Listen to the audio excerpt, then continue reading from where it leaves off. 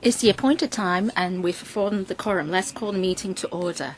There will be 2 sessions of the meeting today to deal with the agenda items. And after the first session, we will take a break for 10 minutes, and the second session, if needed, will start at 5:10 p.m. I'd like to remind members that if you have a direct or indirect pecuniary interest in the matters to be discussed today, you should disclose the nature of that interest before you speak in accordance with 83(8) of the Rules of Procedure. I would also like to bring to members' attention ROP 84 on requirements on voting in a direct pecuniary interest case. Item 1, FCR 2014-15-56. This is item 6, approval of the recommendations of the Establishment Subcommittee made at its meetings held on the 10th of December 2014, 7th, 23rd, 28th of January, and 11th of February 2015. EC 2014-15, the recommendations in the papers from 11 to 17, and there is no requirement or no demand from members for separate voting on the items. Mr. Dennis Kwok. On paper 2014-15-56, the Civic Party supports the creation of the posts in the judiciary. In particular, the one judge of the Court of First Instance of the High Court, 3 Justices of Appeal of the Court of Appeal of the High Court, and also additional posts in the District Court and the magistrates. And all along, I've been very concerned about the manpower in the judiciary. And at the panel meeting, we said that we would support the creation of the posts. And at the same time, we're very worried about the waiting time at the High Court, especially in certain cases, the waiting time for business cases and judicial review. The waiting time can be very long, so much so that our rule of law is being compromised and our image is being jeopardized. In other common jurisdictions, Singapore, Australia, and UK, we've never seen such long waiting time.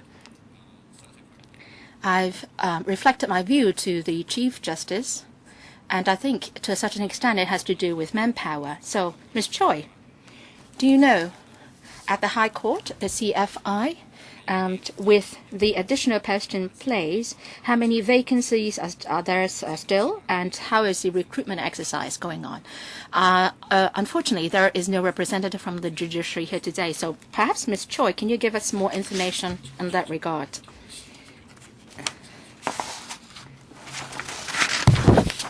Ms. Choi, I understand that there is no separate voting on these items. So Ms. Choi is here to actually answer or discuss agenda item number 2 instead of this item. So anyway, Kitty, would you like to take that question? Thank you, Mr. Kwok, for your question, and thank you, Chairman. According to the latest information of the judiciary at the CFI,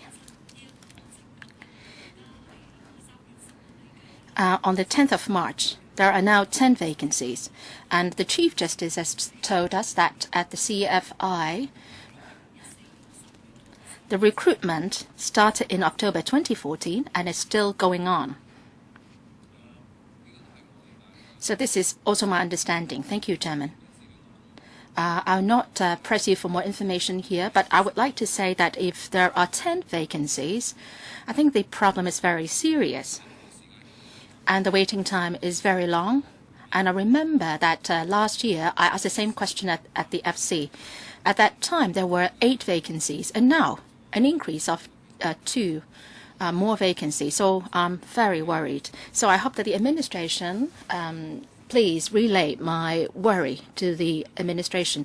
As for other court levels, magistrates and district courts, I think the situation is a little bit better. So that's why I understand why we are adding just 1 judge to the district court and 2 magistrates. And our greatest concern is about the waiting time for the appeals at the High Court. Ms. Emily Lau, I understand that no one from the judiciary is here, but I would like to share my views and worries. Mr. Dennis Kwok's views are shared by myself. We talked to the judiciary, and when government officers were here, we were telling them the same thing, that if the waiting time is too long, then it does no good to everyone. And also, the space is insufficient. I heard that they are identifying sites for erecting new structures. I'm just afraid that up to 2025, 2030, that will not be achieved. The space is very congested. I hope the administration can do something about it. The space is cramped. So manpower and space. So please, the administration, pay attention to those. I support this document, but I think you should attend to these other matters as well, or else the judiciary will be in great difficulties without adequate manpower and space, and the work will be affected. Ms. Priscilla Lang, Chairman, the AJLS panel supports the recommendation on the pay adjustment, a 6.77% rise. Ms. Priscilla Lang, this is for the next item. I know that. Can you wait till the next item? Well, please let me finish first. I would like to stick to this item on manpower. Please leave your remarks till the next item. Well, if there is no further question, then I'll put the agenda item to the vote. To those who support 2014-15-56, please raise your hand. Those who are against it, please raise your hand. I believe that the majority of the voting members support the item, so this is endorsed. Item 2, FCR 2014-15-54, and this seeks to invite members to approve the effect from 1st of April 2014 increase in pay by 6.77%. The administration has consulted the AJLS panel on the 24th of November, and attending the discussion of this item are Ms. Kitty Choi and Mrs. Pang Do. So, Priscilla Lang, from that panel, please report on the deliberations of the panel. I have started making remarks. The AJLS panel held a meeting on the 24th of November last year, and we said that we would not object to the 6.77% pay rise for JJOs. The members are concerned about the manpower situation with regard to the judges and judicial officers. And recently, there has been a surge in the number of cases, and we hope that we can reduce the waiting time for these cases. And we would also hope that the judicial officers can strengthen we can strengthen support for the judicial officers and also review the establishment overall for judicial officers. I will not add anything further to what members have said, but I would like to highlight that we have relayed to the Chief Justice that there are many judicial review cases. Is there enough manpower?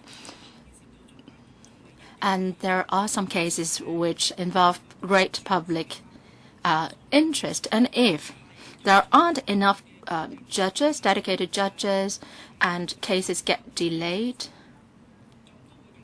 and that will affect having great impact. So we've raised that point with the Chief Justice, and I hope that the administration can seriously consider all these problems. Mr. Dennis Kwok, 5 minutes. Thank you. I would like to add a bit. The Civic Party supports its 6.77% pay rise. At the same time, we said that there are now 10 vacancies.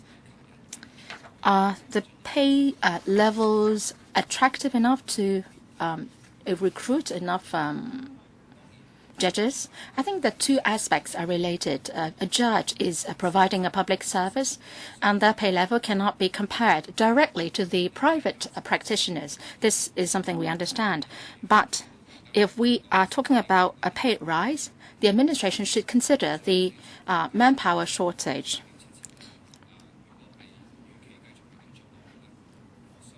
If we stick to this same approach, in pay increase, I believe the manpower shortage will persist in the next few years. And in the next few years, many judges will also retire. And if the retirement age remains at 60 or 65, and that would also lead to a worsening of the manpower shortage problem. So I'm very worried about this problem. Pay is not high. They are short-handed, and they are forced to retire at 65. So I'm worried about these few aspects, and I hope that the administration can respond in concrete terms how you would resolve the problem of manpower within the judiciary in the next few years. Director? Thank you, Mr. Kwok, for your question. Now, this is about the review in 2014, and we are about to embark on the pay rise review for 2015.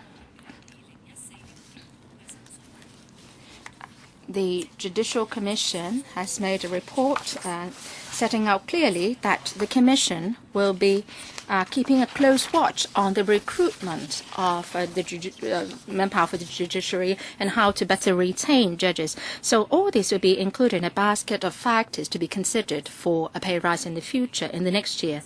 Mr. Kwok said he is worried whether the pay level is attractive enough. Well, I would like to say that according to the judiciary, the Chief Justice has directed that 2 internal studies be conducted. The first one is the conditions of service, and the second study is on retirement age. At various court levels, how is there any room for changing the retirement age? So once we've got the results of these 2 studies, those will be included in the study on pay rise of the Judicial Commission. As for a short-term manpower shortage, I understand that you are very concerned about that. And the Chief Justice told us that in the short term that they will be relying on the provisional judges, and in the long term, they would also conduct an overall manpower review. Just like in 2014, we endorsed the 7 new judges' posts, and they would constantly review the situation. If needed, they would increase manpower. And now that we've got the posts, they have to recruit someone to fill them. And the Chief Justice has made special arrangements for CFI judges recruitment, and it's now being done once annually instead of once every 3 years. So the last recruitment exercise started in October 2014, and the next round of recruitment for CFI judges is the end of 2015. Any follow-up, Mr. Kwok? Have you considered the retirement age, Director?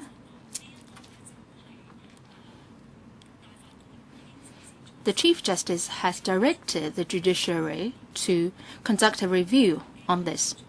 Once we've got the results of that review, the results will be included as part of the pay rise consideration. Now, if we will the administration oppose increasing the retirement age, raising the retirement age from 65 to 70? Thank you, Mr. Kwok, for your questions. Well, the retirement age differs at different levels. Permanent judges of Chief Justice 65, well, they can be extended to 71 by 6 years. And non-permanent judges of CFA, no limitation on retirement age. And High Court, 65, and that can be extended to 70. And a judiciary officer at High Court, 65, can be extended to 70. No extension only for the district court judges at 65. So at different levels of the court, there are different retirement ages. And the extension period is also different. And the Chief Justice has directed that a review be conducted Mr. Wong Kwok Hing, 5 minutes. Of course, I would support this paper for pay rise. I have some questions for the administration. There is room for improvement on certain issues. First, the pay rise should have taken effect from 1st of April 2014, so it will have a retrospective effect. Are you lagging behind seriously? We are talking about pay rise, which should have taken effect from 1st of April 2014. So the proposed increase should relate to what happened before 2014, i.e. the situation in 2013. So we are seriously lagging behind.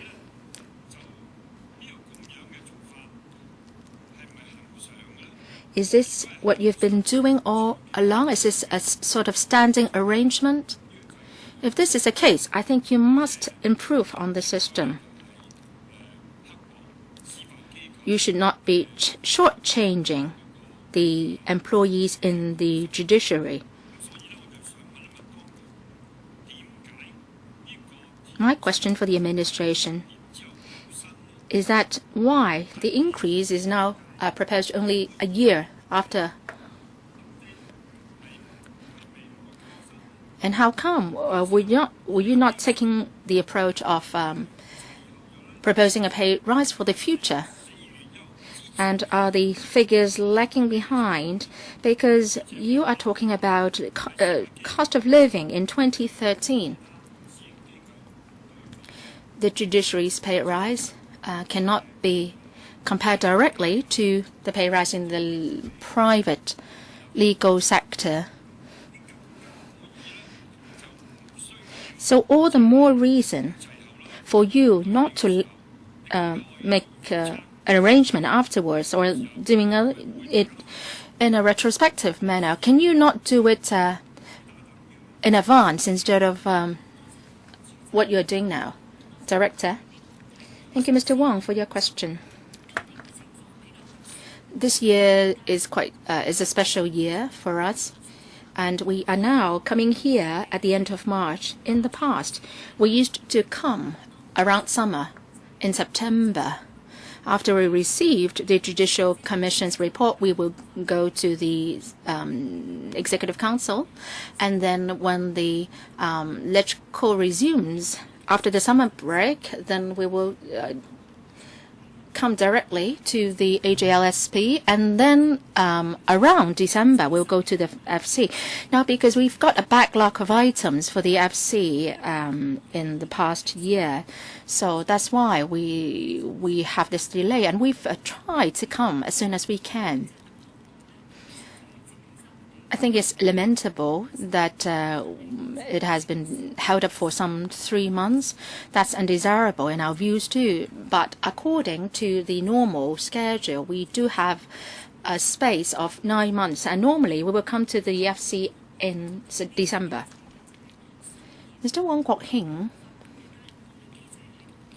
referred to the pay rise mechanism for the judges, which has been delinked from the civil service pay rise system. Compared to pay in the private legal sector, we are really looking at the past year, and we are not particularly shortchanging the judges, and we're not seriously lagging behind. And why are we not taking a forward-looking approach? We have to look at the situation in 2008. At that time, the CE, the Executive Council implemented this change to mechanism, and we have set out the basket of factors that will be considered by the Judicial Committee, including the recruitment situation, the pay comparable to the private sector, and also the civil service pay system, the pay trend survey in the private sector, and so on. So the framework has been well set out, and these are the factors that have to be taken on board. So if you try to use a telescope, as you put it, to look forward and see what the situation will be like. So the present arrangement is not appropriate. Mr. Wong Yong-man, the government always like to say a basket of factors. Actually, everything's decided by one man. So there is only one factor. There is no basket of factors. Of course, you would make reference to the recommendations of the Standing Commission. Now, and this commission would take into account the pay level in the private sector and the pay trend survey. And this year around, you've decided on a pay increase of 6.77%. So please do not mention a basket of factors, because people would find it quite negative if they are reminded of that particular man.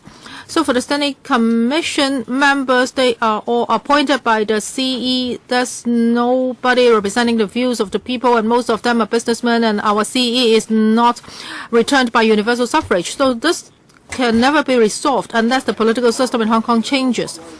And also from paragraph 6 to 8, you talked about the retention of talents in the judiciary. Now there is a serious manpower shortage. There are many professional judges that have been serving temporary for a long time, and now we have 41 of them. This would shake the stability of the judiciary. You have to come up with ways to solve this problem. As for the pay for JJOs, they are of a lower level than those in a private practice. How can you compare the pay of the judges with barristers? So the judges, of course, would be very aggrieved, and they would very likely be unhappy with the barristers. Now there are so many cases, and also there are a lot of litigations about protests, etc. And all these judges, most of these judges come from the Department of Justice. So I really query their stance and quality. So it is very difficult for the judiciary to attract elites from the legal sector. You can see a lot of the legal elites here. They would not want to be judges. Well, how much money can you make being a judge? So you can only attract those who are relatively junior, but who want to lead a stable life. So that's why they would like to join the judiciary. Also, we've just heard some explanations from the government. And for some judges, they can still continue to work for 6 years before after the age of 65. But that is only a minority. So how come for the district court judges, they cannot extend their retirement age? At the age of 65, you are still very clear-headed, and you can continue to work. So the manpower problem can be relieved a bit. Chairman, I do not need the reply. I support the pay rise. Dr. Priscilla Leung. Thank you, Chairman. Well, for the AJLS panel, we support the pay rise. I've heard members' views. They say that the pay rise is not good enough. I actually think that pay rise is not the most important factor. For a legal elite, if he wants to become a judge, that would be something else. Maybe he find it a satisfactory job that he can satisfy his desire, and what he writes may go down in history, etc. And for Mr. Joseph Yam, when he joined the government, he said that he's just making several $millions a year. If it's in the private sector, he would make much more money. So that cannot be compared. It's about your mission and vision. It's about what you want to do. It's not about money. But for the judiciary, if it wants to attract talents to join it, I think it hasn't made enough efforts. And over the past 15 years, well, I've looked at the legal education. In the past 15 years, we welcome people to come back to Hong Kong to take PCLL courses. There are a lot of talents, and some of them are interested in joining the judiciary. But I myself teach at university. I teach law at the City University. I don't think the judiciary has been proactive in attracting young talents. Now, after working as a lawyer for 5 or 10 years, some people may be interested in joining the judiciary. However, they have to be recommended. So for this recommendation mechanism, I think it really lags behind the standards and directions in other countries. I think there should be a fair and just mechanism, and then the best talents should be selected to join the judiciary. But I don't think pay would be the most attractive issue. Otherwise, if you want to make a lot of money, of course, you don't want to join the judiciary. Yes, we understand that there are a lot of cases recently, for example, judicial reviews, and for the central occupation movement, many cases have been derived from it. But these cases won't be taken to the won't be tabled before the court at the same time. So I think you really have to be more proactive. There are young people who may be interested in joining the judiciary, but have you taken the initiative to attract them? And some young people may not know about your mechanism. They don't know how to join you. I think this is more important. You should make more, and I think you really lack transparency. I hope the government can give me an answer. Director. Thank you, Dr. Leung. Well, for Dr. Priscilla Leung's question, I think it involves the recruitment details of the judiciary. I'm sorry that I do not have the relevant information in hand. I will relay your message to them, and we will follow on this point at the HALS panel. Yes, that's okay, because just now we have been some members have been saying that the judges' pays are too low. I don't think that's the main reason, and that shouldn't be the main reason. Chairman, I would like to respond to this. I think for the Standing Commission, it would totally agree with Dr. Leung's observation, because 5 years ago a benchmark survey was conducted. It looked at the pay trends of judges and lawyers in the private sector. Well, for lawyers in the private sector, when they decide if they want to join the judiciary, pay level is not a major reason. It is their own wish. They want to serve society, that the career path that they want to take. So these are the things that they are after. Chairman, of course, I support this paper. That is the pay rise. And also the addition of posts in the judiciary. But for judges, of course, the pay levels, when they are compared with their counterparts in the private sector, of course, it's on the low side. And moreover, they work for very long hours, and many of them have to burn the midnight oil.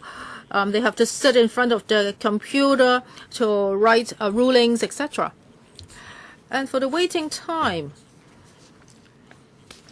if there is one deferment and then if the hearing has to be continued afterwards, then the waiting time is even longer. Sometimes it may take more than half a year. And for family courts, sometimes the hearings would have to be held at 5 or 6 p.m. Now you are not creating a lot of posts. And for some provisional judges, they have been provisional for a long time. So how come they're still provisional? If they are not up to par, then you can simply dismiss them and try to find people more suitable. But many of them have been provisional for years, and they are not officially appointed as judges of the Court of First Instance. I'm very concerned about this. Maybe you cannot answer all my questions today, but I would still like to express my concern. Is it because that you really do not have enough manpower and this is not a suitable candidate? However, because you don't have enough people, so you still asked him to be a provisional judge? I don't think that's a very good arrangement. So for these provisional judges, actually seen some who have been provisional for 10 years, or some even act as provisional judges until their retirement. So maybe you should talk about this in the judiciary. If you do not have enough manpower, you should create more posts. Mr. Albert Ho, we are talking about pay rise. Yes, I understand. Well, for this issue, maybe you should discuss this at the AJLS panel. Well, I just want to ask the government, is it that they are trying to save money, so that's why this provisional judges are provisional forever? We are not talking about this today, Mr. Albert Ho. Please focus on pay rise. So for this pay rise, would it be applicable to provisional judges? Director. Thank you, Chairman. Yes, it's also applicable to provisional judges. And I can share with members a piece of information. Just now, Mr. Wong Yuk-man said that according to the report, on the 23rd of March 2014, there were 41 provisional judges. However, on the 10th of March 2015, this number has dropped to 25. So while our manpower situation is improving, the number of provisional judge will also drop. But for Mr. Ho's observation, I will relay it to the judiciary. Mr. Lee Chuk-yen, the Labour Party supports the pay rise because that would attract talents. And judges are the gatekeepers for the rule of law.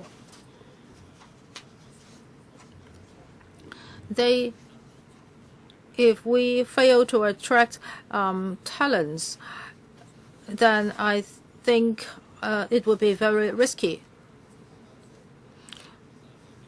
Just now, Dr. Priscilla Leung said that pay is not a major consideration.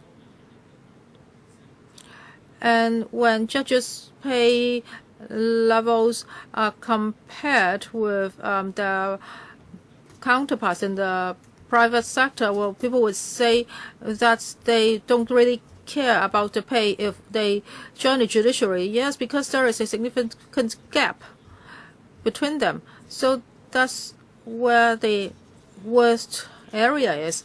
Now, because the judges' pays are so low that the private practitioners won't even consider it, then this would be a serious problem because the pay level is not attractive at all. So they must have ideals.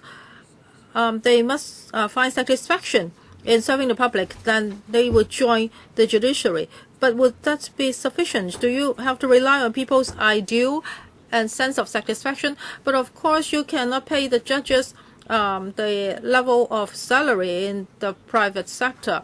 So I think a reasonable level of pay rise should be considered. And also working hour is very important.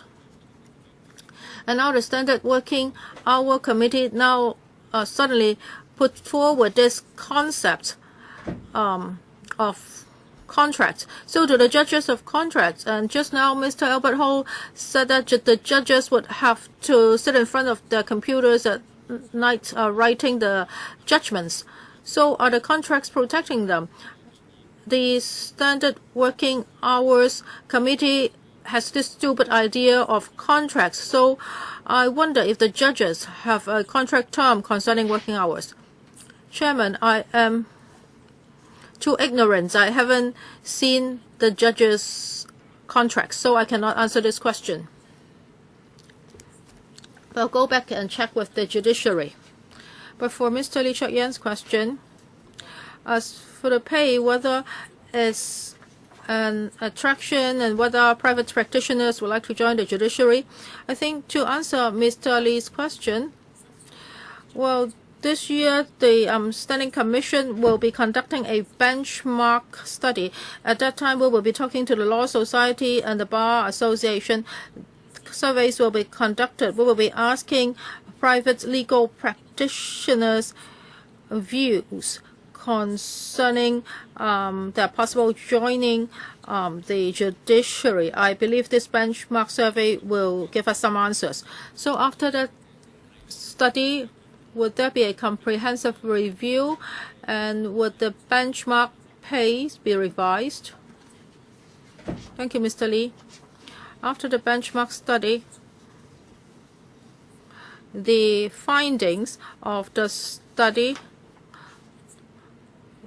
will be developed into benchmarks for judges' pay rise in the coming year. As for the operation of the judiciary, I think it is very important for one country, two systems. Many people ask whether Hong Kong still honors one country, two systems. Many people would say that our judiciary is still very much respected, is still very independent, and people trust the judiciary's decisions.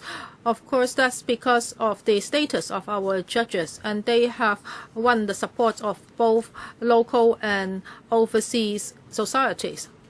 This is very important. And just now the director said that there was a former standing commission study, and they said that pay is not a key point as to whether people would want to be judges. So at the next study, they will be looking at such factors affecting people's decision. Yes, pay may not be the most important factor. However, you do not know what are important to them. And if these factors are in place, then people would really like to be judges. Do you know about these other factors? At the moment, do we know about these other factors?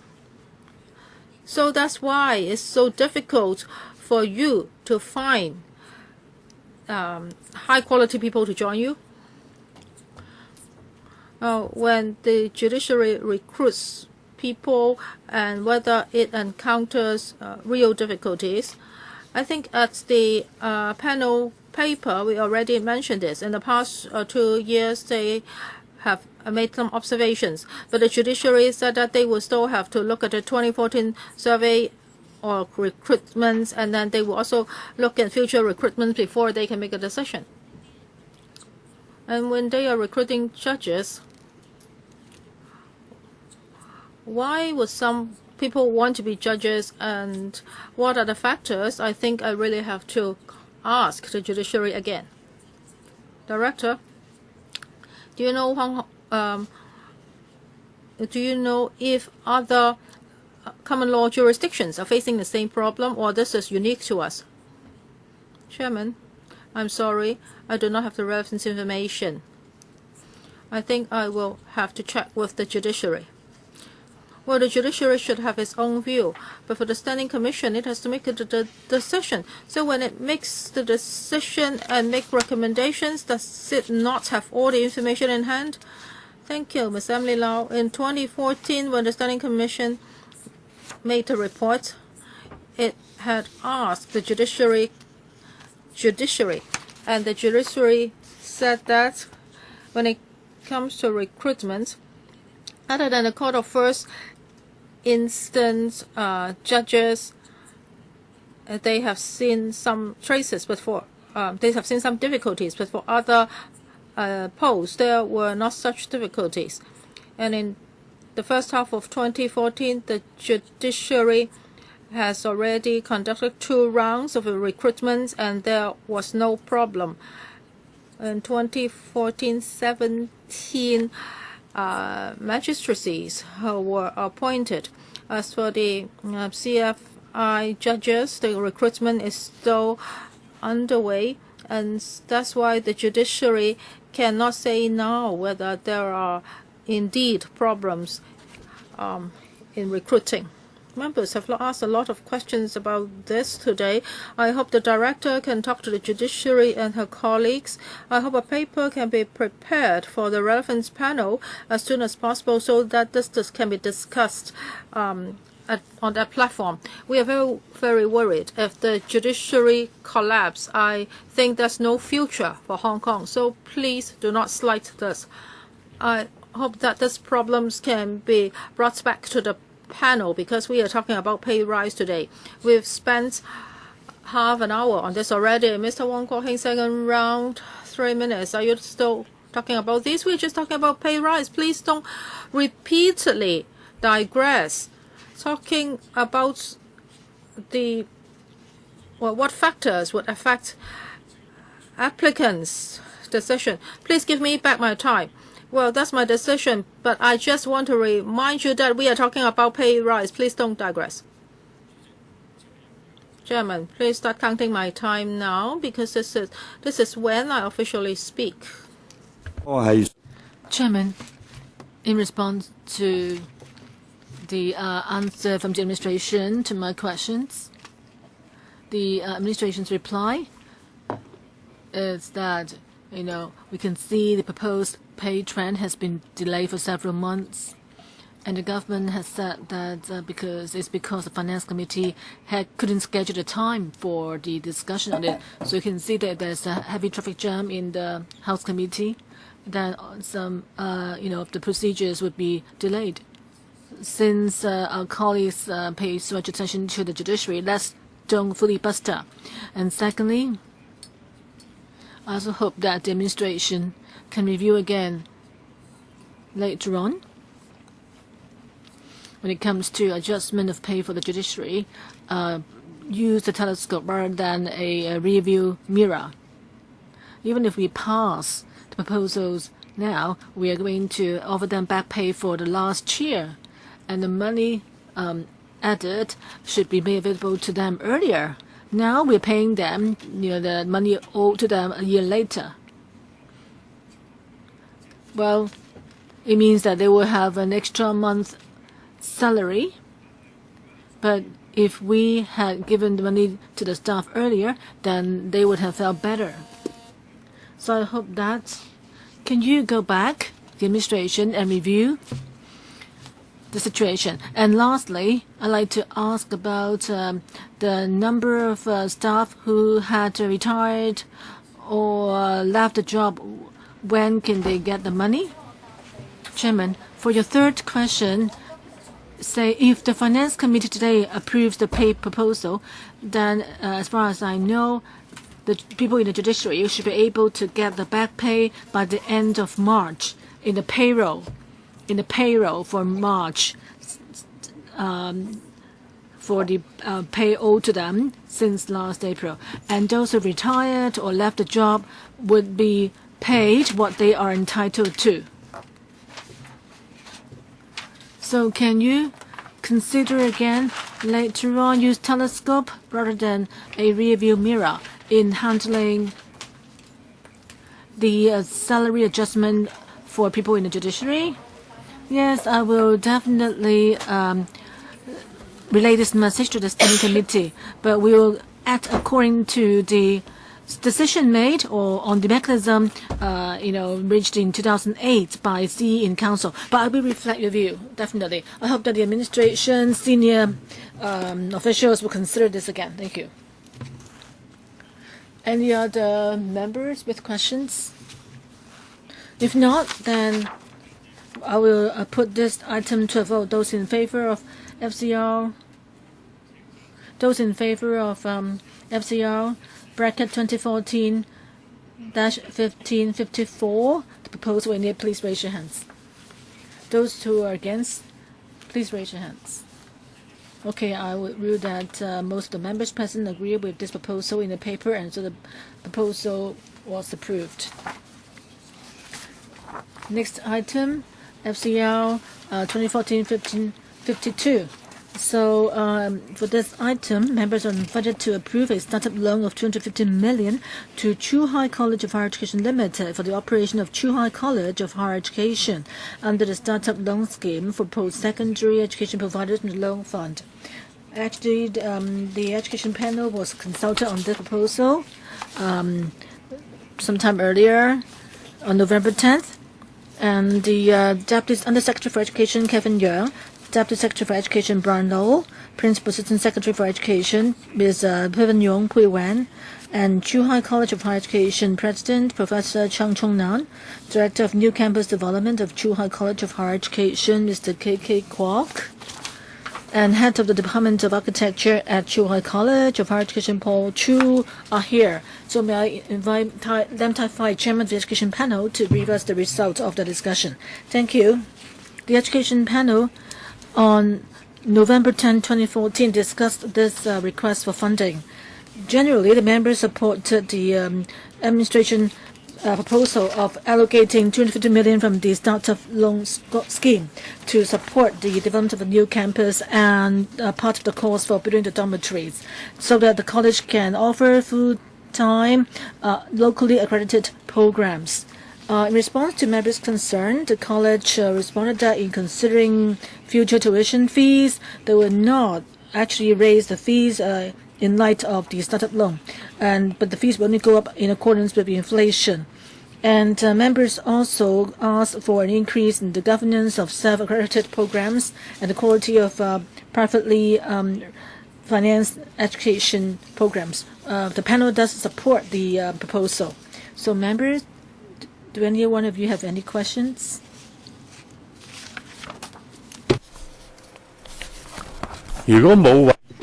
If no members have any questions, then I will put this item to a vote. Those in favor of FCR 2014-15-52, the proposal in it, please raise your hands. Those who are against, please raise your hands. I would rule that members who took part in the vote, most of them support this proposal, so it's approved. So next one, FCR 2014-15-59. We actually invite members to approve and to approve the recommendations made at the meetings of January 14, January 30, February 28 at the Public Works Subcommittee. That is the proposals made in all the relevant papers. At the relevant Public Works Subcommittee, members asked that about the 5 papers and the proposals made in them be voted on separately. The first one to be voted separately is on PWSC 2014-15-38. And this proposal proposes that members are invited to recommend to Finance Committee the upgrading of 197 SC to Category A at an estimated cost of $8.3 million in money of the day prices, and that's in relation to the reprovisioning of the Pac Tin Community Hall and Special Child Care Center Gum Early Child Education and Training Center in Pac Tin Estate Redevelopment Site, as well as construction of footbridge link at Nam Chun Street, Shan Shui Po. With us today are Housing Department's Chief Architect Ms. Song Li Yong and Chief Civil Engineer Mr. Lo Kwok Kong, Assistant Director of Home Affairs Ms. Shermaine Wong, Home Affairs Department's District Officer Sham Shui Po, Benjamin Mo Kwan Yu, Assistant Director of Social Welfare Fong Lai Kang. So, Kwok Kaki. Members, 5 minutes. Yeah, you have 5 minutes. I think for this item, of course, we need to go ahead with it. But in our previous discussion, I found it ridiculous that this is a project in Sham Shui Po, and it's very rare for an area like Sham Shui Po to have an area for the type of community facility there. But the government more than once rejected our request to have a look at the site again. You know, this is a site with huge potential.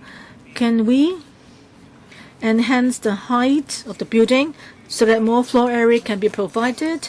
Indeed, all the social welfare facilities in the area, whether they're for the elderly or mentally retarded or rehabilitation facilities, or even any facilities that provide services by offered by Department of Health, there's inadequate space for all these. And now we have a chance for reprovisioning of a site.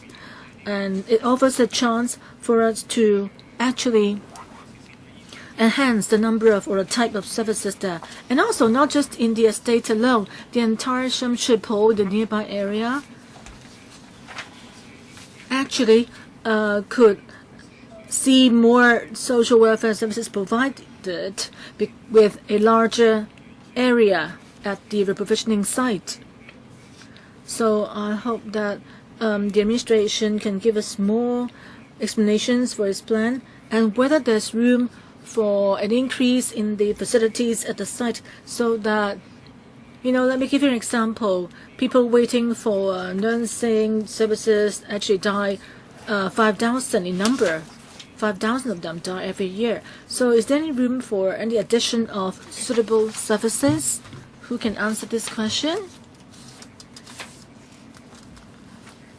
Mr. Okay.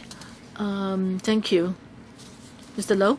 Well, this is a very small site. And there's also some open area there. At the Pac-Tin Community Hall, there will be a special childcare center. And we actually are making maximum use of the space there already. We have considered its surrounding environment, the views of residents nearby. And that forms the basis of our design, which we think is balanced. So given what's available, in response to the views expressed by the Public Works Committee, we have already made some minor adjustments.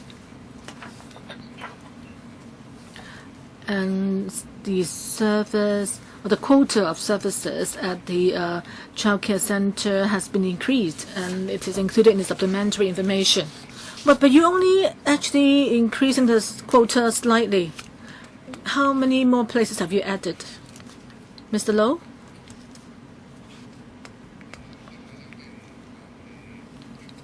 We have promised the Public Works Committee and members that we would increase the quota without adding to the cost of the construction and affecting the timetable. Therefore, we have fine-tuned the proposal. So an additional 36 places have been added. Chairman, don't think that 36 is a lot, because it has actually removed some earlier services for the reprovisioning project. You are just talking about very minor increase because you have demolished some original sites and you're just putting in this additional center there. It's difficult for us to find land to build houses or finding places for social facilities. A few days ago, we were talking about in Tinshui, I think you can remember it. We had a heated debate on the home ownership scheme flats there. So we are talking about community facilities that could have been better expanded. At this site, the plot ratio has not been fully utilized. So why can't we make better use of plot ratio? 36 places. You know how long is the waiting list? Engineer, can you tell us the waiting list? How long it is before people can get into the center? Well, for details, the Social Welfare Department can give you that. The 36 places was, added since we had the meeting, at the Public Works Committee meeting. We were asked to optimize, fine-tune the design, and that's why we came up with the increase. So, Mr. Kong, can you answer? Mr. Fong? Yeah. Well, the Early Childhood and Training Center has a waiting list of 3,500, and the waiting time is about 19 months. Thank you, Chairman. Next one is Sit Hole, 5 minutes. I think this project at the Public Works Committee meeting, we asked the government to increase the plot ratio so that 2 more floors can be added. But then they said there was objection from nearby residents out of concern about air flow and quality and so forth. But you have residential flats of 40, 50 stories already. That affects the ventilation of air. And you have no control on the plot ratio for private residential projects. Yet, why are you imposing the limits on this social community facility? You just mentioned a waiting list of 9 months for early childhood development. It's very important for one's future growth. And you have to see whether, sometimes people on the waiting list, depends on where they live before they can get a place earlier. And what if a child passes the age for admission? At our committee meeting, we asked the administration to add 2 more floors. So there was a compromise made, the roof garden. It occupies half a floor. So can you indeed try to create more room out of the roof garden? I couldn't really tell where the fine-tuning is from the paper. I'm just worried that the additional 36 places is only came about by squeezing them in.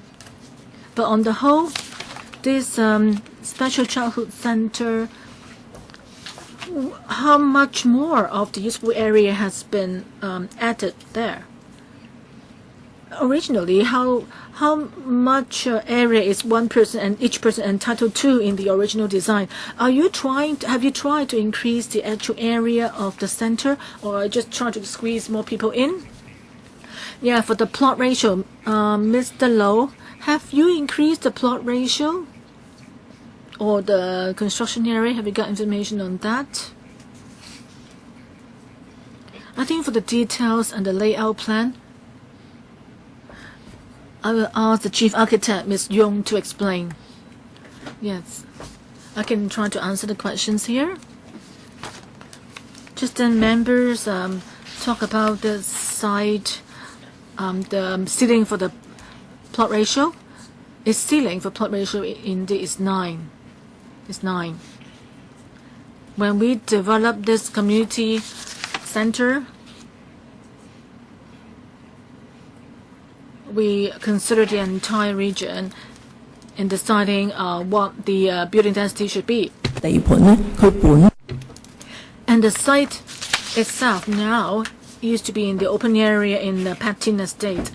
And after we got the site and began the reprovisioning of the Patin Community Hall and building the special childhood center and so forth, we tried to reprovision the original facilities there.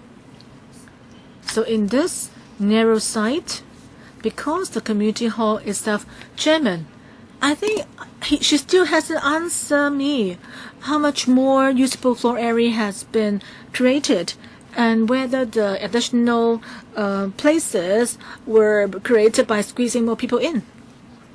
Ms. Yong. Okay, let me try to answer again.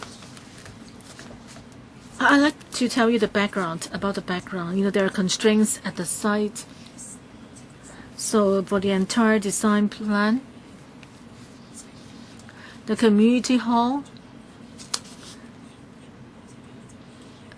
the existing design actually of the building means that it will reach half of the height of the nearby buildings.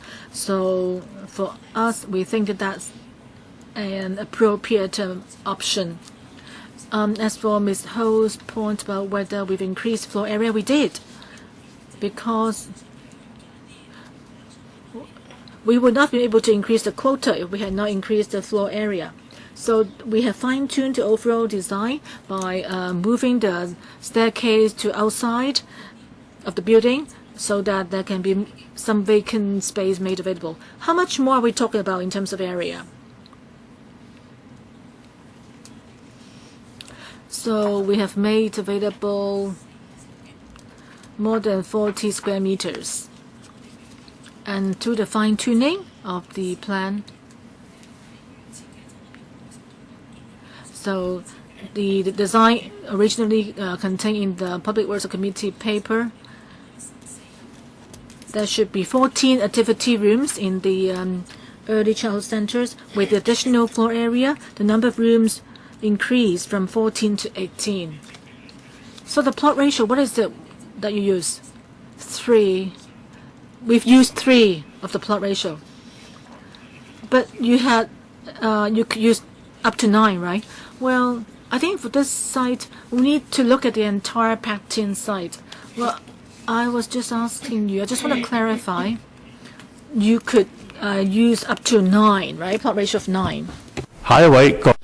Yes, PR of 3. Dr. Kwakake, second round, 3 minutes. Chairman, we've been waiting for land to build welfare facilities.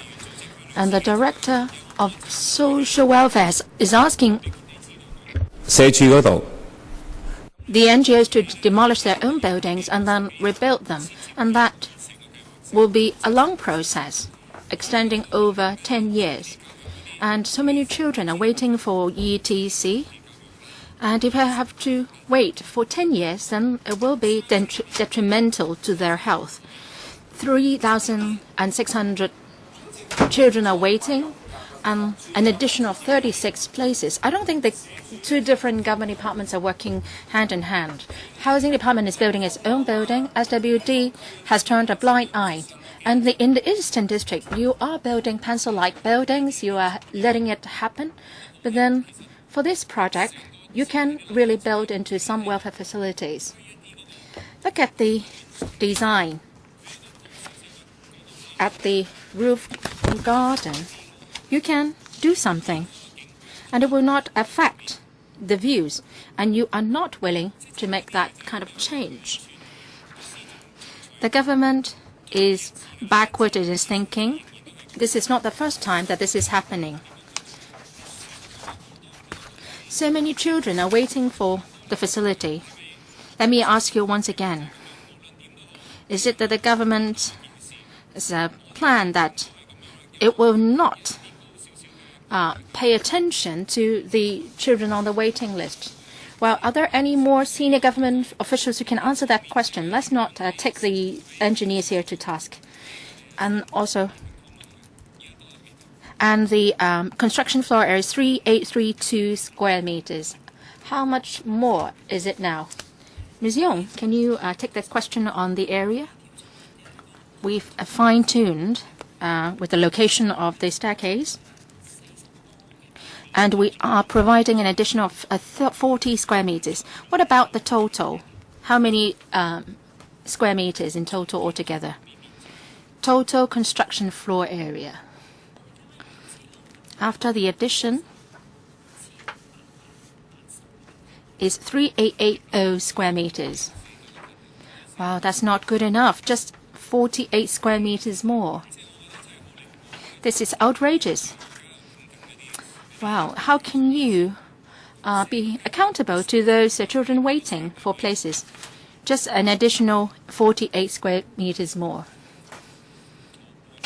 Nobody can answer that question. I don't know when you will stop speaking. Perhaps you can wait for the next round. Ms. Emily Lau, 5 minutes. Thank you, Chairman. The project involved different government departments. And even within the same government department, you are not resolving the problems. We've been saying this time and again, when so many children or so many people are waiting for the facilities, and whenever there is an opportunity, you should try to increase the number of places as much as possible and cut down on the waiting list. You've got so much space now, and you're not willing to use it. And last time we made our request, and then you did some fine-tuning, and you did a lot of work, just ending up with an additional 40 square meters. I think the SRG government has a problem. The PWSC examined another project on PTI, and people were saying that you maximize the space above the PTI, and you are not willing to do it. It's just like a horse wearing an eye mask or goggle, and they're not watching what's happening. Well, for petrol stations, fire stations, you can't do anything on top of them. But for such kind of projects, you can do something more. And actually, a lot of people are waiting for the services, and you're not willing to do it. Well, if we veto the proposal, then we will be losing the places you are offering. But then can you take a more aggressive approach? Well, can you tell us, is it that your system, the mechanism wouldn't allow you to do it? You know that there are a lot of people waiting. Hasn't that kind of view been mentioned in your meetings? Has anybody said that, well, since there are so many people on the waiting list, can we do something more so that the waiting list can be cut down on? Has anybody mentioned that in your internal meetings?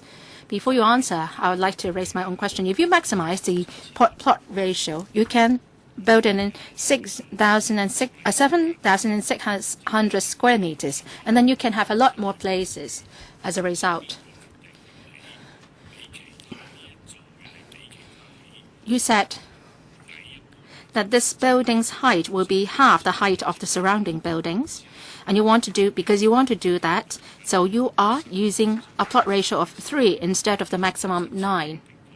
But then you can actually build 7,600 square meters more by maximizing the use of the plot ratio here.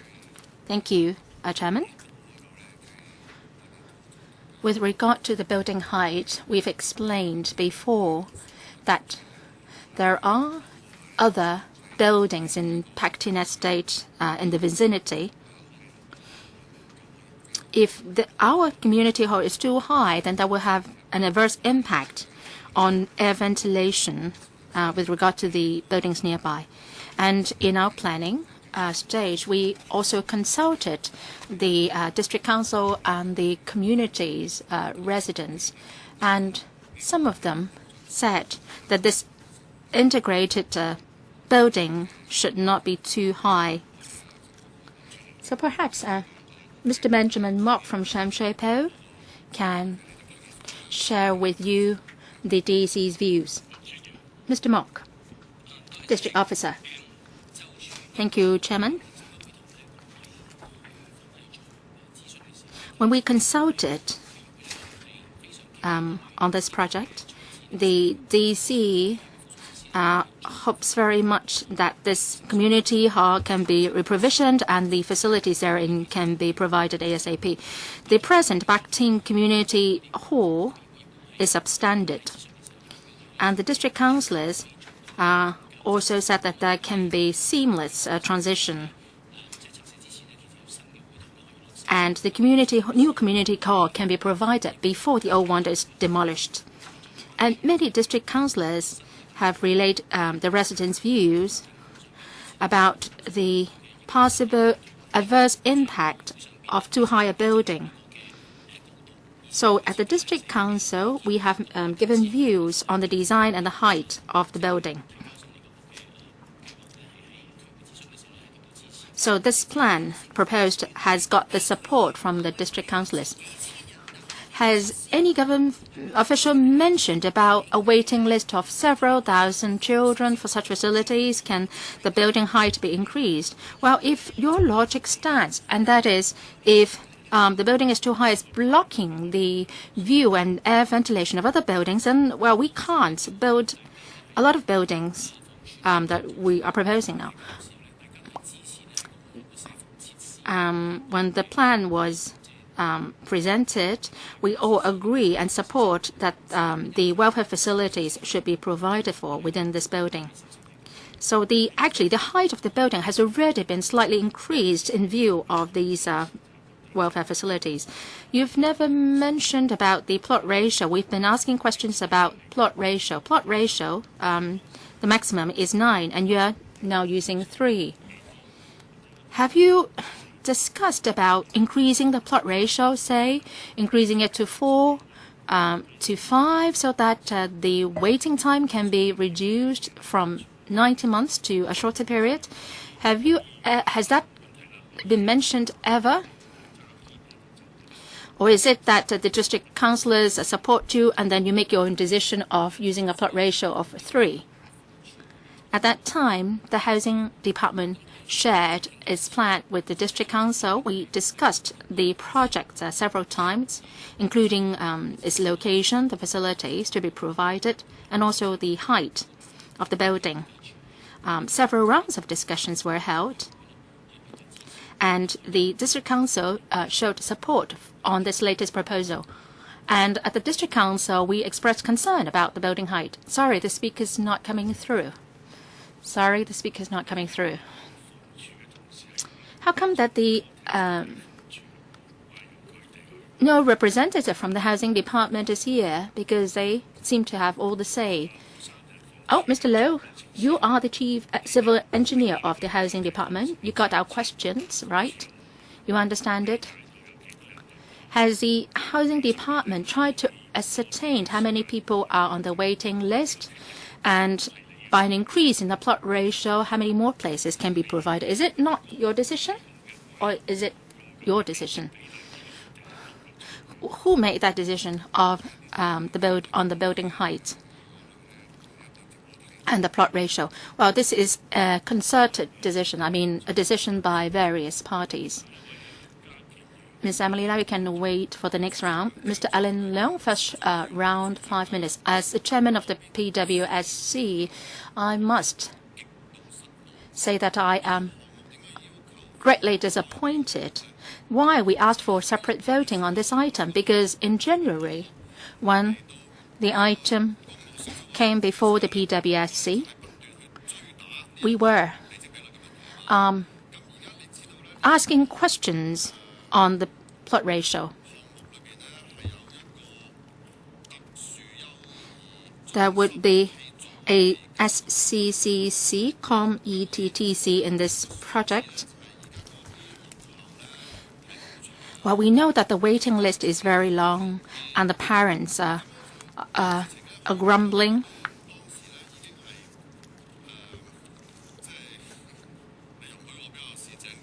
Can I be more sort of rude in my language? We think that the government is very doing a very poor job. Well, we asked whether you can do something more on the podium, provide for more building area, and increase the number of places for in the ETTC. From January to now, 2 months have passed. Well, at that time, we said that we'll let them go first, and then the PWSC at that time has also relayed to Mr. Low our view, and then we asked him to make use of these 2 months to do something. Now, after they're working on it, we are having just 40 square meters. This is inconceivable, most staggering. Now, what I can see the problems is that when you look at private development, they are maximizing the plot ratio. Why? Because they have someone to do the lobbying and to bargain with the government officials. But for the disadvantaged groups, nobody is trying to lobby for them. Well, if you ask the Paktine Estate residents, of course they will tell you that, well, it will even be more preferable not to build anything at all, not to block their view. Now we have limited land in Hong Kong. We need someone to do more lobbying, to try to fight for the best option or proposal. So who from the government can answer my question? Is this what is lacking? And we are seeing that in planning facilities, government departments are not working jointly. Is it because the SWD is in a weak position and they are not lobbying actively for social welfare facilities to be provided for? I think this is most undesirable. I think the administration has to give us a good answer. 2 months spent and you are having an extra 40 square meters only. This is utterly disappointing. Mr. Fong, can you give us an answer? When you discussed with the district council, did you share with them how many places you need? Have you made that kind of request on more places, or you're just letting it go? I don't have the information with me.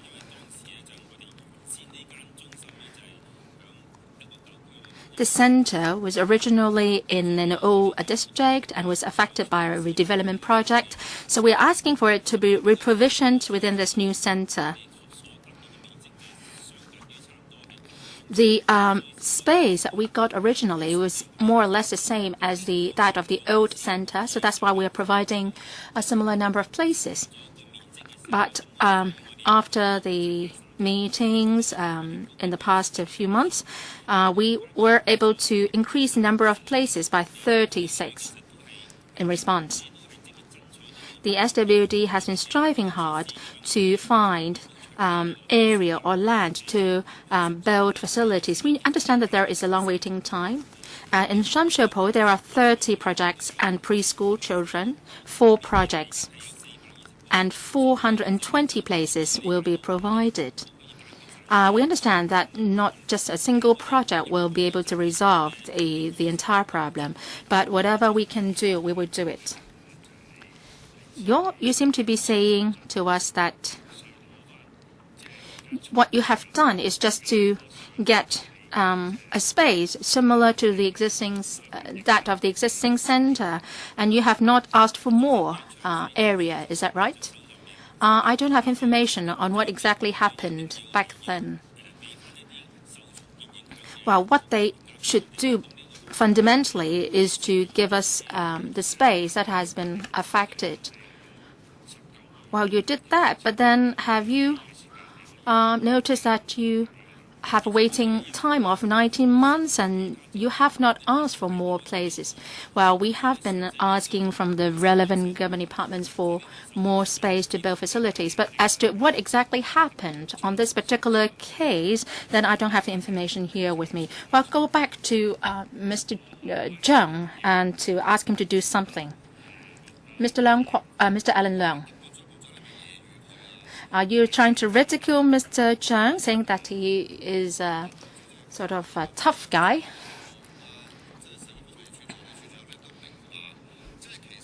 I hope the Assistant Director of Social Welfare will understand our view. At the FC and also the PWSC, they are open platforms. If in the course of fighting for more places, you encounter some difficulties and you're having problems within the system, so that so much so that you can't do good lobbying, then you can speak your mind here openly, because this is our duty of the LegCo to help you out with any difficulties you encounter. When I read through the minutes of the meeting, the SWD then said, representative said that we do have a long waiting list for such places. Over 1,000 children are waiting for a place. And if circumstances permit, the number of places should be increased.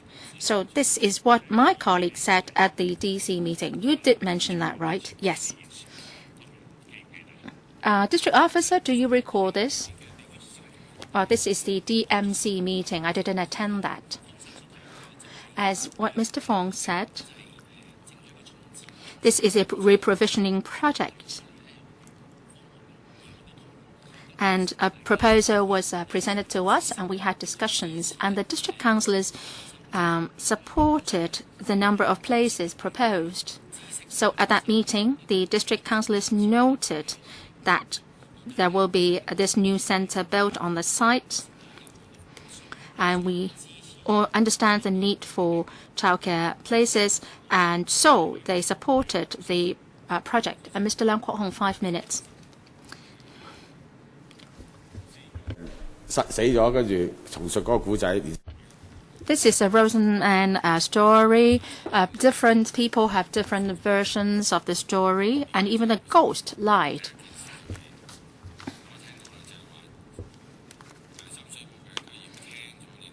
The District Council of Shamshui-Po heard your views, and they supported your project or proposal.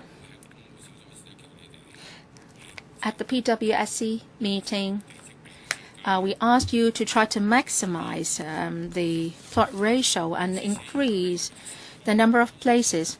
Well, then the district councillor was just supporting your original proposal and not the views presented by the electrical members. Of course, the district councillors would support you, and you because you are already providing for a special SECC. But what we are asking for is more places. I think the district council meeting was held before the PWSC meeting. I remember this, and I think you were just trying to go through the motion without getting anything concrete done.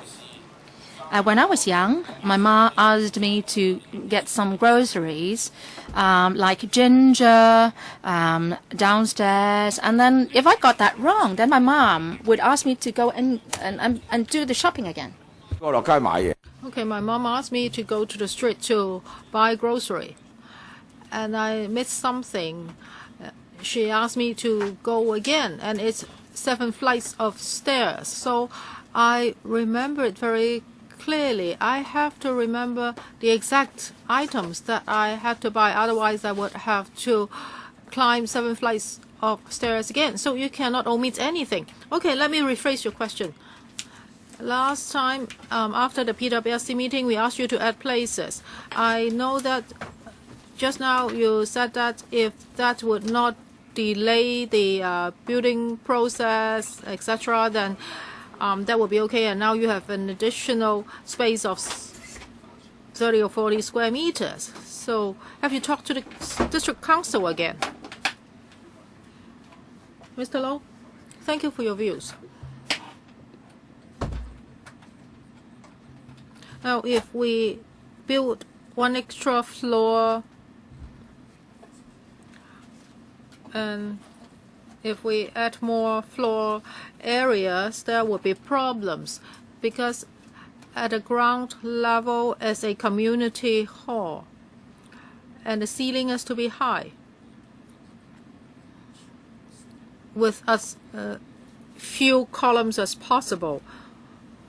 So the construction cost is quite high.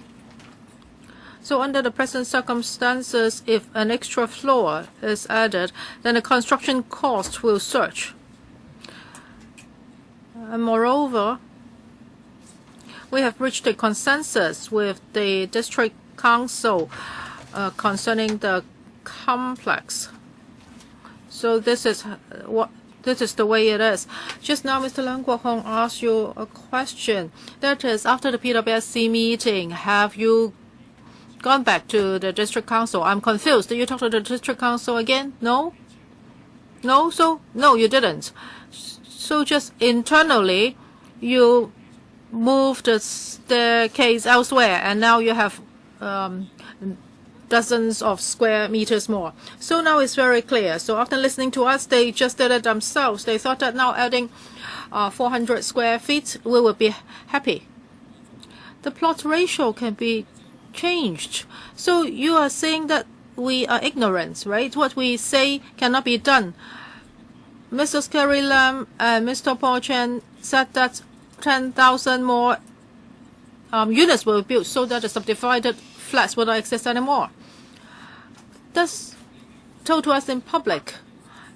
And now you're telling us that we wasted our time at the PWSC meeting that day. Maybe Engineer Low Kwok can help us. You're talking about a high ceiling, and there would only be a small number of pillars. Well, of course, the construction cost would go up. So, Mr. Low, do you think this is weird? Ms. Claudia Mo, first round, 5 minutes. You said that you finished talking. Well, Chairman, on the same issue. For this item, well, nobody would object to this project of a child care center and a footbridge. But now we're talking about the plot ratio, and it's getting more and more confusing. Just now I was shocked.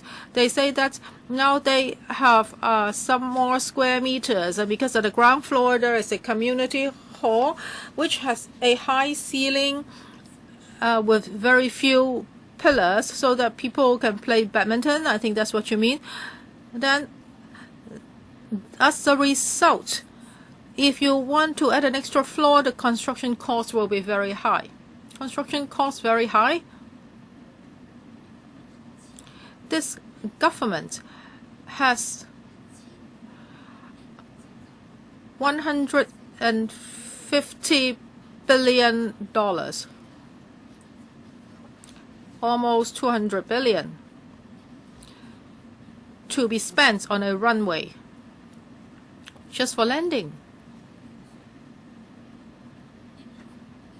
And you are telling us that you are building this special child care center, and if you build another floor, then the construction cost will be very high. So please clarify, are you worried about the money, or you just are bureaucratic? Thank you for giving me this opportunity to explain. Just now I said that the cost would go up. Of course, if you add an extra floor, the cost will go up. And because the pillars are of a small number, so that's why the construction cost is high. I said that this would add to the construction cost.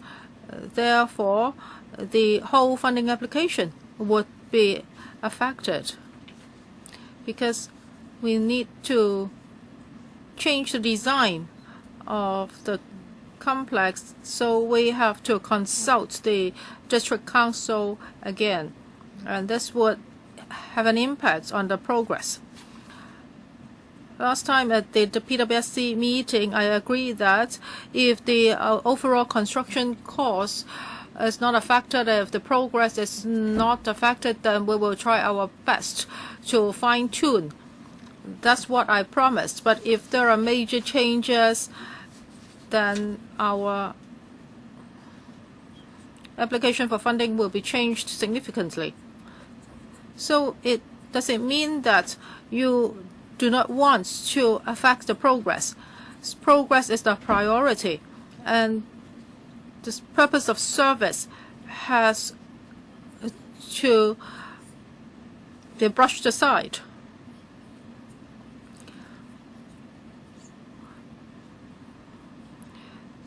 I'm sure this project will be supported by us, because we need a special child care. Nobody would object to it. But now you're building it.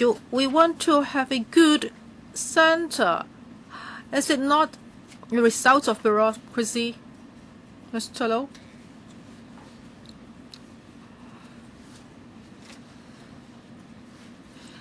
As Mr. Mok said just now, the people in the district want this complex to be built as soon as possible. They hope that there would be an up-to-standard community hall. So when we did the planning and design, we repeatedly consulted the district council. We hope that we could forge a consensus concerning design.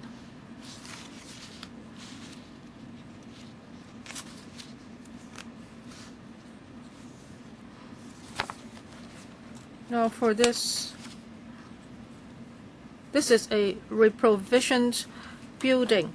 The old community hall would be reprovisioned here.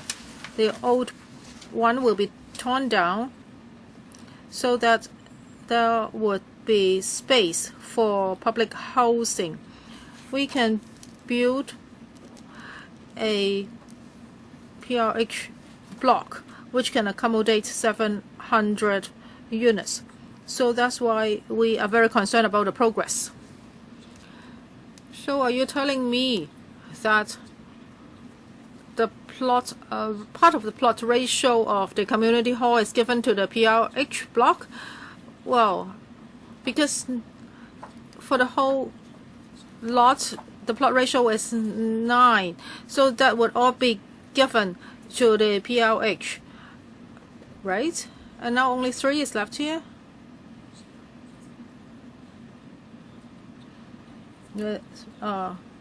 Ms. Mock?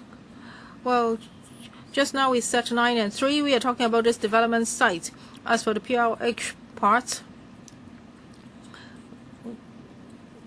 we use that particular site for plot ratio allocation. We haven't transferred the plot ratio.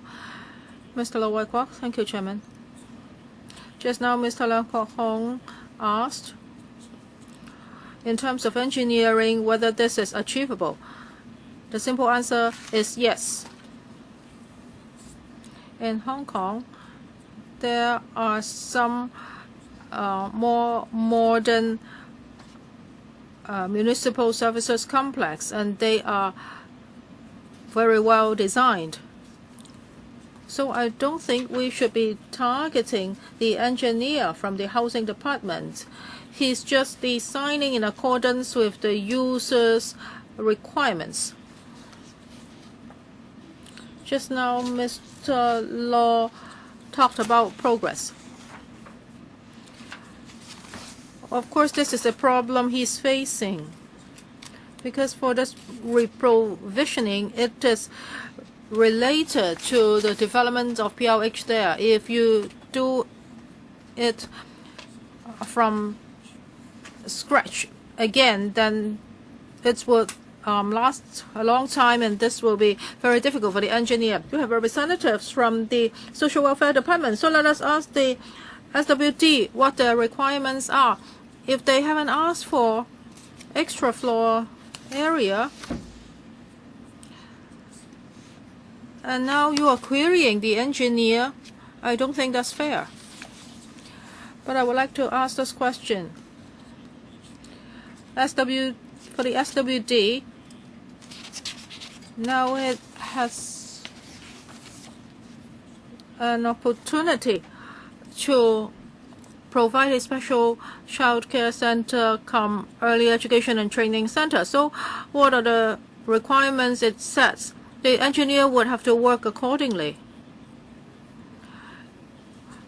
As to whether the building can really be that high, of course there are design limitations, but I think the engineers and the architects can think about this. As for the plot ratio 9, can all of this be used up? Well, I think I really have to look into the details. Is this the best ratio? That may not be the case. So maybe we should ask the SWD's view. I think that is the most important. To be fair, Mr. Low, I don't think the members are targeting the engineer. However, from the housing department, the most senior officer here is the chief civil engineer. I also want to ask the officers from the housing department, but he's the most senior here. Please do not interrupt. Please let me finish. I will give you back your time. Yes, please continue. I will give you back your time. If you keep on interrupting, then I cannot give you back your time. We do not want to query an engineer. Well, for the whole decision making, I think the SWD plays an important role, and the district council also plays a role. However, they do not have representatives here, though. That's why we have to ask the engineer. Mr. Fong? Well, for SWD, they have Mr. Fong here. Why did you say that they have no officials here? I said that there's no senior officials from the housing department. You said that we shouldn't be targeting the engineer. I'm saying that decision makers are not here. I am asking Mr. Fong to answer the question. Chairman, this is my time. I'm using my time.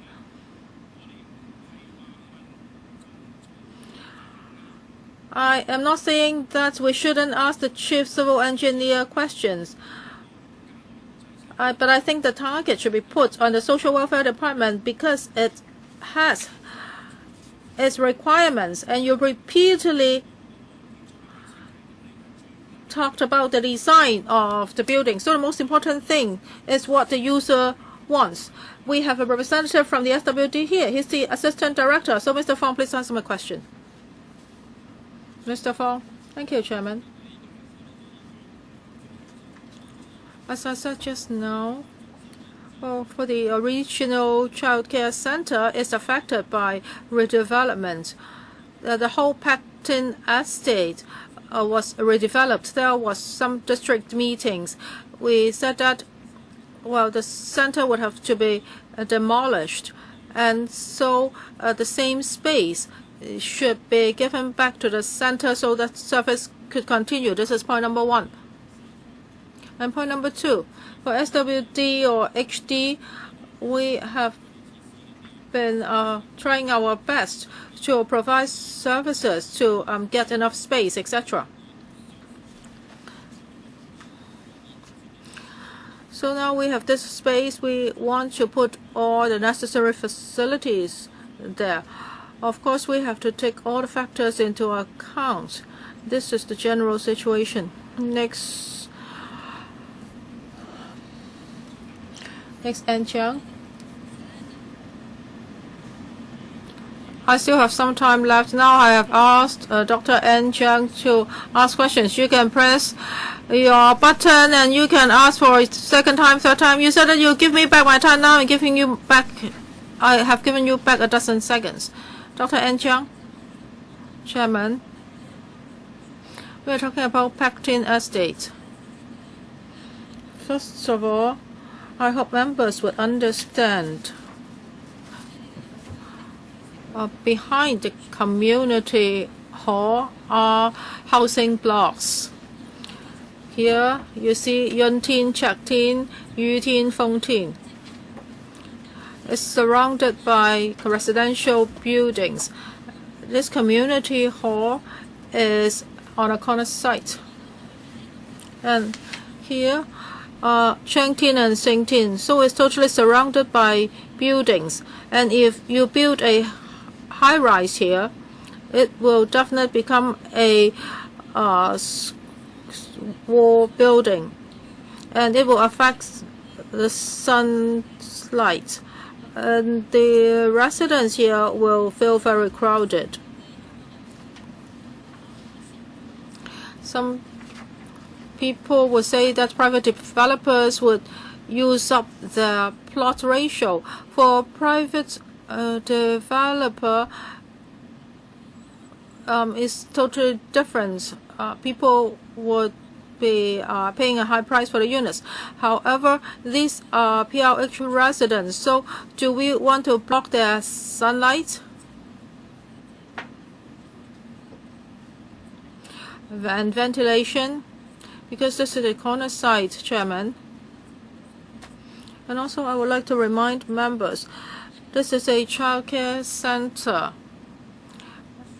And this is a special childcare center. It's not an adult center. It's for children, and they are usually children who live in that neighborhood.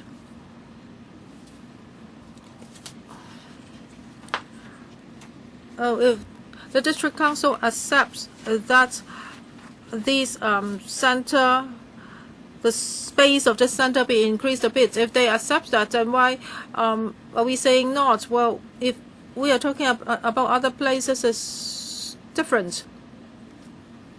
So I think we would have to consider the views of the local residents. Chairman, I support this project. I hope that the special childcare center can be completed as early as possible. I also hope that members will support it. I still have some time left. I want to ask some questions. When I look at this photo or picture, Chairman, I'm a bit worried.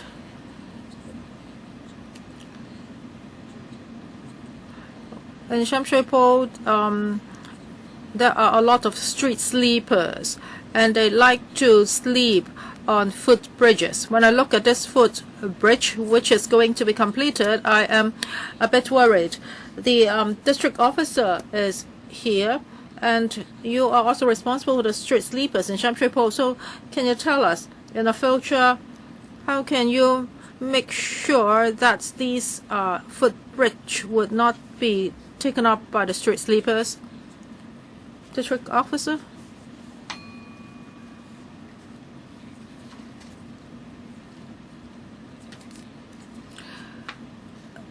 Well, in our district, we do have street sleepers, and social worker teams have been helping them, trying to encourage them not to sleep on the streets anymore. And when street sleepers look for places to sleep, they have several considerations. In the Pectin area, we do not see many street sleepers. Most of them are in the older district. and we will continue to do our street sleeper assistance work. Maybe the Architectural Services Department can also give you an explanation. Well, when it comes to the management of footbridges, we have CCTVs. So I hope it can be helpful. Today we are talking about community hall and childcare center. We are not talking about street sleepers. So Mr. Law, can you answer the question?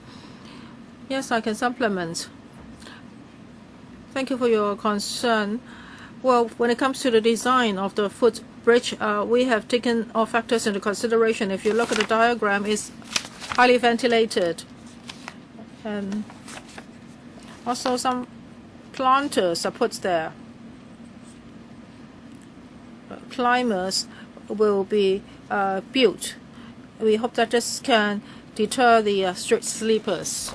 But Chen, well, it's going to say from education to street sleepers. Well, Chairman, I think the question now is that there's a flaw in the procedures. Why did so many members speak on this plan today?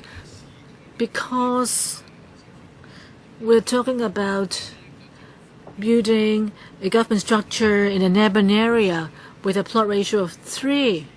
That's a luxury and wasteful. In many areas, if you go to North District, the plot ratio is 5, or in the New Territory is 7. So now you're repositioning the building.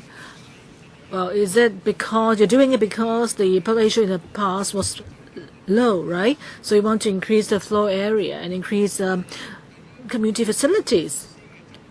But in terms of increasing community facilities, my guess is maybe because it's repositioning.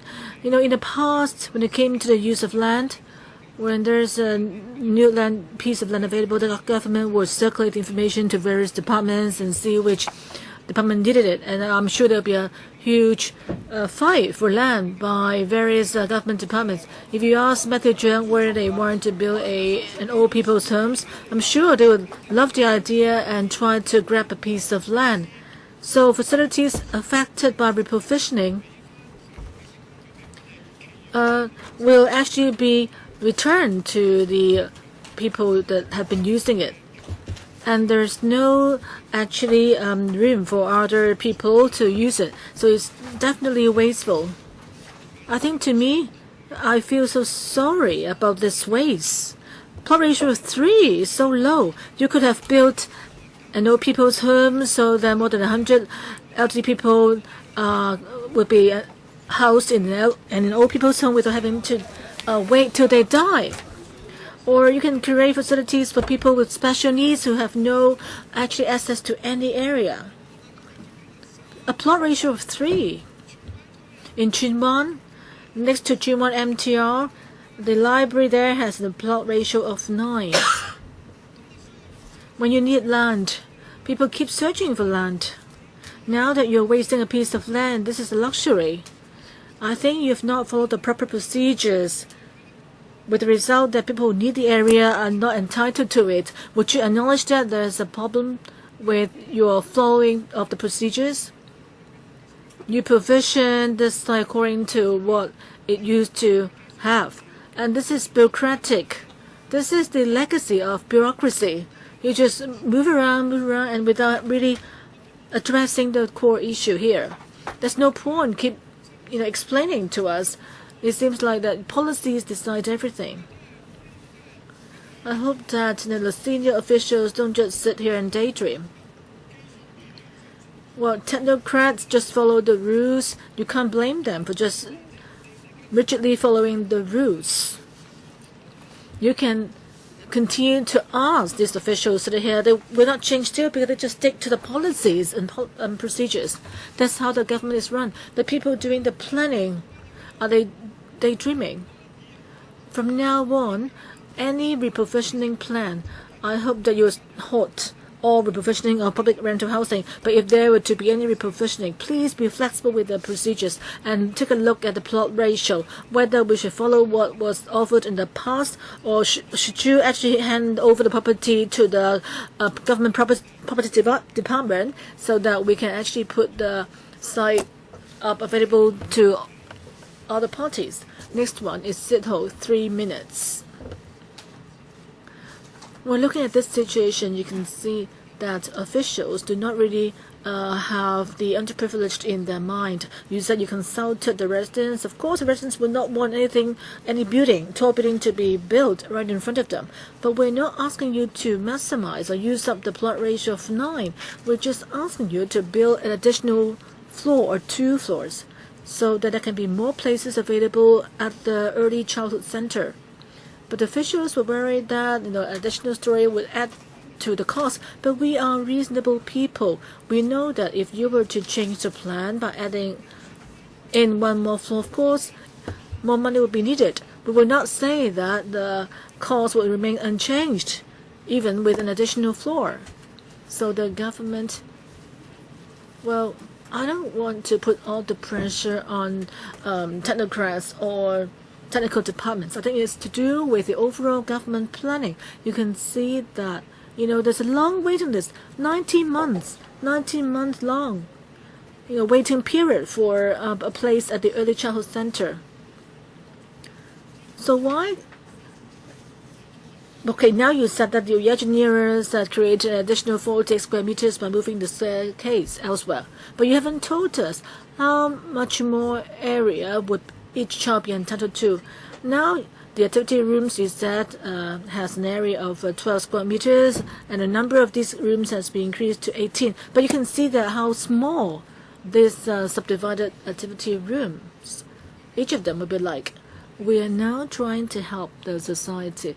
We don't want to give officials a hard time, but when you answer us, please be direct and address our questions squarely. Official, can you answer my previous question? What's your original estimate of places for the early child center? What's the average area and that each child will be entitled to at the center compared to your original plan? Can you let him answer first? I can queue up again. Okay. Mr. Fong? I thought Ms. Yong is the one to answer. Well, let me ask about the demand for space in the early childhood center.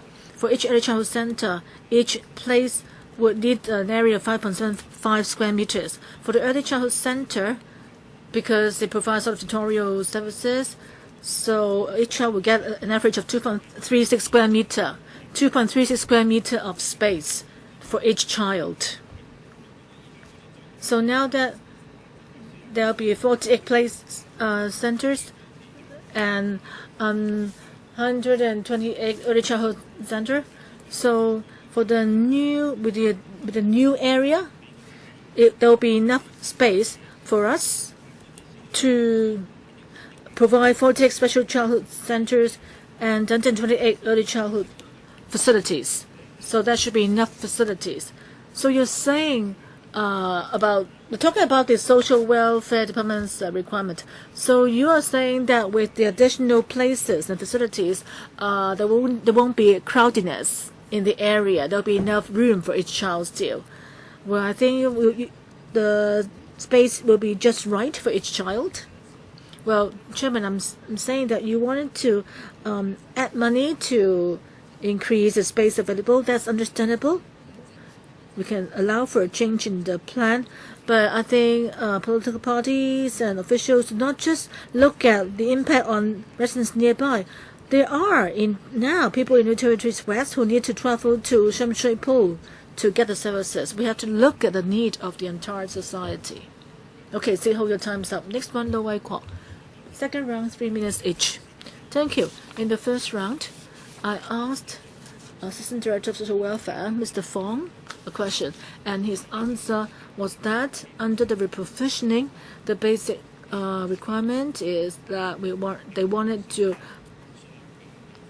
allocate to the center the space it had, but it doesn't really try to enhance the space available. But if that's true, then I think you can't really blame the architects or engineers for, sticking to the existing design. I don't really know whether you considered, as Cheng Lai-wan mentioned, for some services, they are very district-based. I'm not saying that children cannot travel across districts, but would you consider services on the whole and consider whether there's a need to increase more services in the area, or do you think that the existing design will be enough to accommodate the needs? Well, I think he did say that at the district council, there was the waiting period mentioned. I think, but he hasn't really answered the policy part. But I think you have to have an idea of how much more services that are in need. Did you ever mention any concrete idea of the need?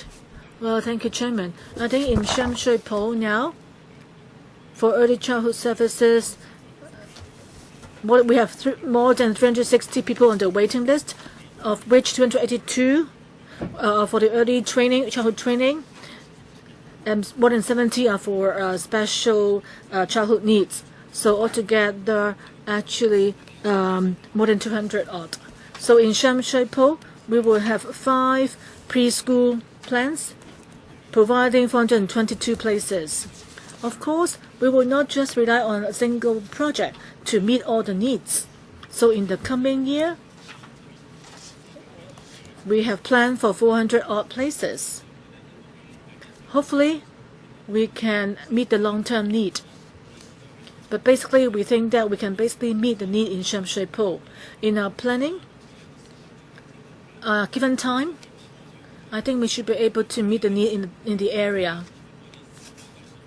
For the entire early childhood services, we are actually doing a review of it. In the policy address this year, it's mentioned that we will provide on-the-spot services at school. That is, these are early childhood services. We will try to launch a pilot scheme to bring the services directly to a school, so that in the future, whether there's a need for waiting time for services in the future is something up for a review. In the long run, I'm optimistic. We think that we can address the issue of waiting time. And we hope that gradually we can try to meet the need of people now on the waiting list. But it takes time to solve the issue. Mr. Pokaki, 3 minutes in the third round.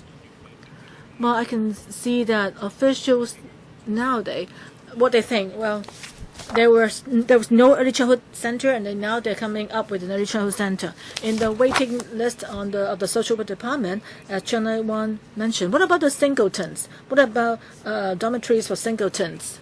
What about services for elderly people, for the mentally disabled? Can you actually open your eyes widely? A plot ratio of 9 would mean an area of 110,000 square meters. So now we have actually come short of the maximum area available. Some time ago, the engineers said that we could not build in an area with too many pillars. But if you look at the Pacific Place, at the cinema there, do you think that pillars would affect the design? They'll come up with another excuse. The Hong Kong Sanatorium, the operating theater is on the ground floor, but then there are 20 to 30 floors above it.